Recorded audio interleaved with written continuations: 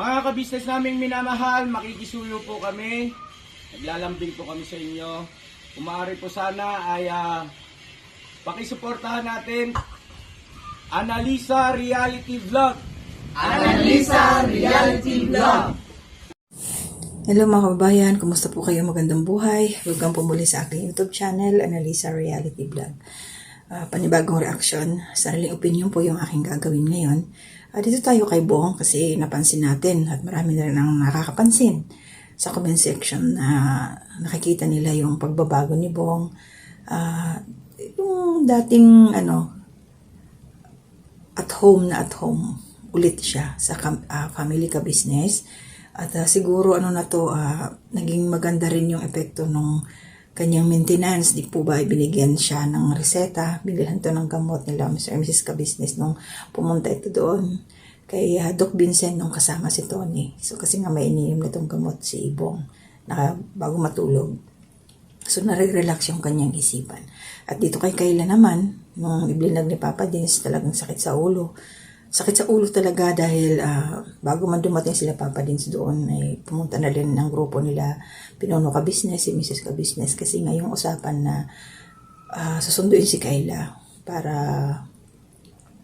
doon na muna magstay sa ka-business house para doon sa kanyang pag-inom ng gamot ay talagang matutukan. Pero talaga si Kayla.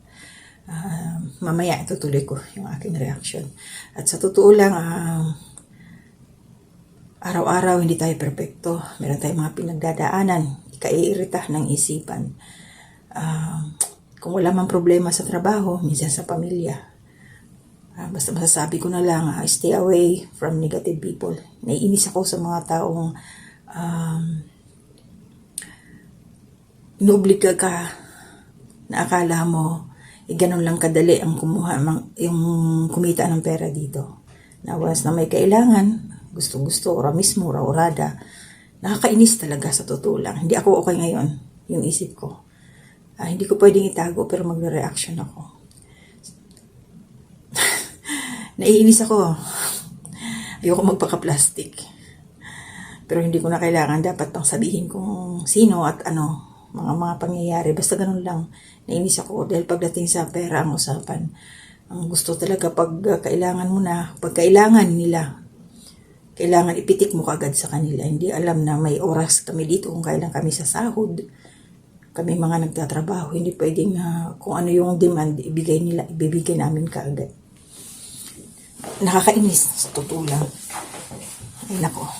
O sige, mag-reaction na lang tayo para good vibes.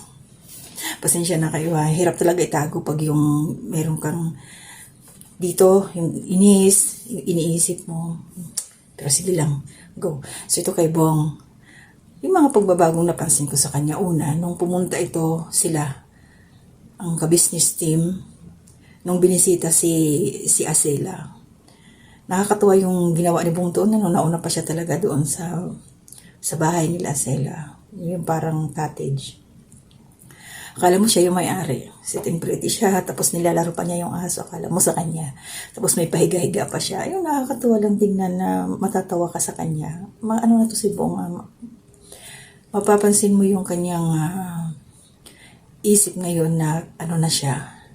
Kumbaga, kalmado na. Tapos, wala na siyang wala nang ibang iniintindi. Hindi na siya na-stress. Sana all Bong. Tapos, ayun nga, ito nakikita natin. Tapos, nung nag-grocery, kasama sila Nika, sila Mrs. Ka-Business, talagang siya, nangarap din pala mag-vlog na ito si Bong. Malay natin kung bigyan na siya ng YouTube channel nila Pinuno Ka-Business. At nagpa-ice cream ka na naman, Bong. Talaga, hilig niya magpa-ice cream. Napaka-sweet ni Bong. Bumali na naman, tapos bumili ng ice cream.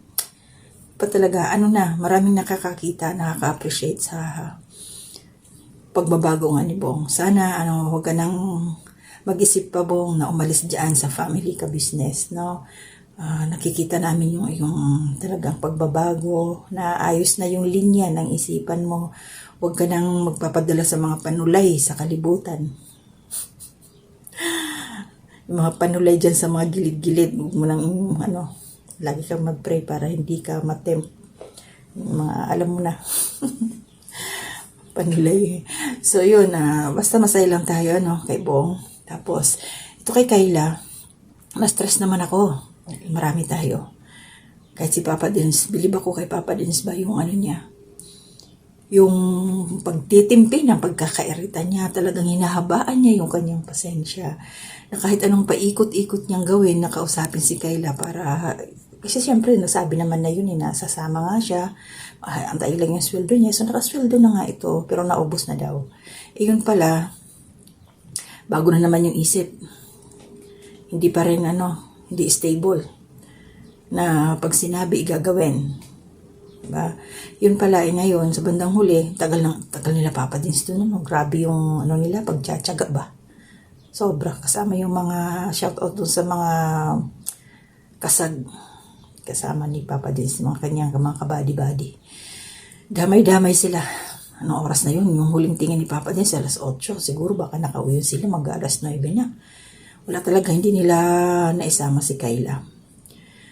Yung pala, inamin din ni Kayla na pag-alaman natin na parang nawiwili talaga siya. Mas gusto niya doon sa trabaho niya kasi meron doon ng liligaw. Ayan na naman Kayla. Baka mamaya diyan ka pa masira ulit.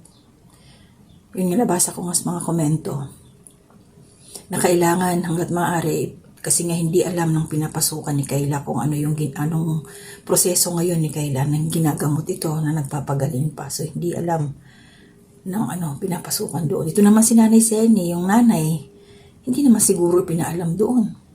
O yun nga, maganda rin talaga, maganda nagbilin si Papa Dins kay Nanay Seni na kausapin doon, ipaalam sa may-ari na yun na yung kondisyon ngayon ni Kayla.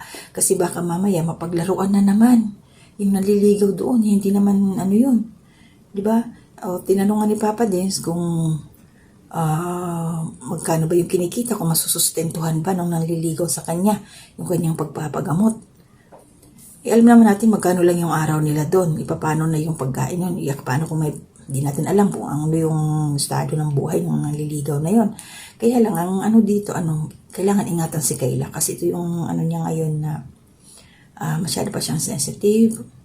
Tapos hindi pa siya totally hindi nga, kaya nga siguro ganyan kasi nga yung iniinom niyang gamot, baka hindi nga na naman iniinom, baka tinatambak lang doon.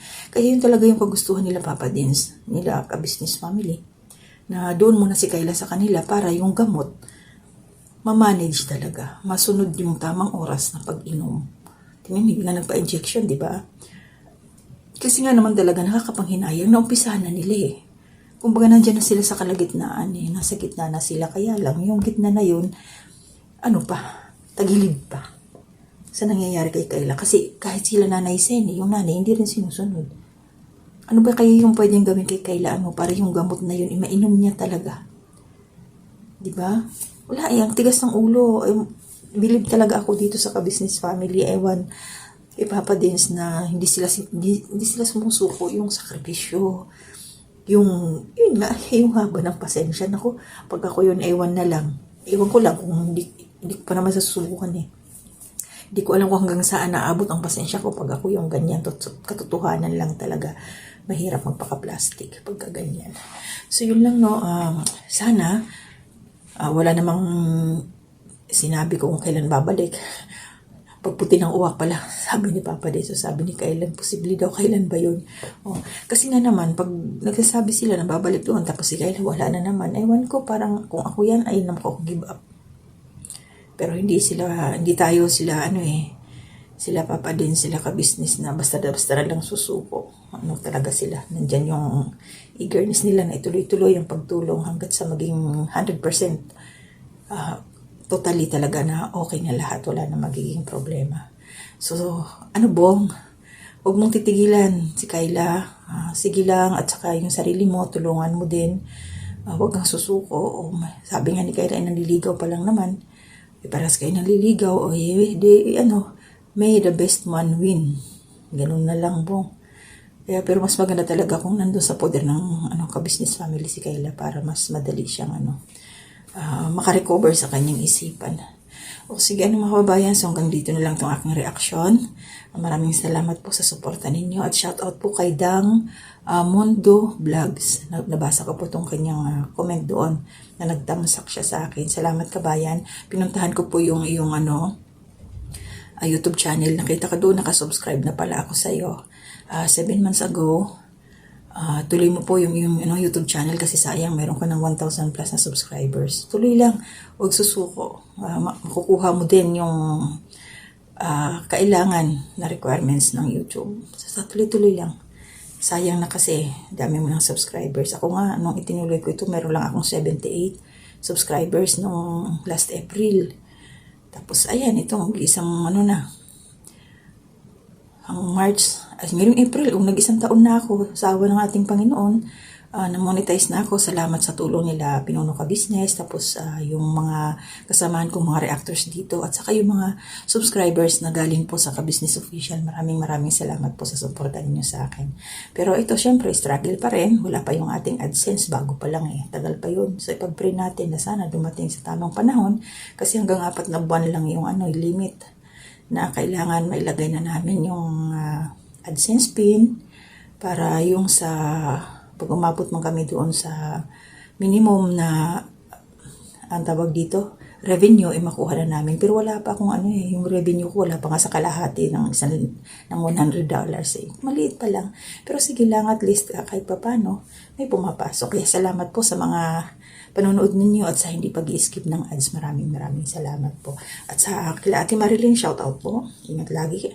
Ate Ems, Cords, ng Calamba City, shout out. Kabayan Julia Pardalis Vlog, ingat. Nasa Dubai ka ba? So parang binaha yung Dubai, diba? Sana okay kayo dyan. And nag-loading ako. Kabayan na si Pascual, shout out po. Yung iba na hindi ko ma-mention, Ate Nenet, shout out din po. Sa susunod na lang po na aking reaction kasi hindi po ako wala akong kodigo. Yun ang problema ko, makakalimutin na ako. Malapit na kasing malapit na mag-51 ng lola, pero hindi pa ako lola. Diyos ko, hindi pa ako handang maging ayok pa magkaapo. Sige po, maraming salamat. Ingat po tayong lahat. And to God be the glory.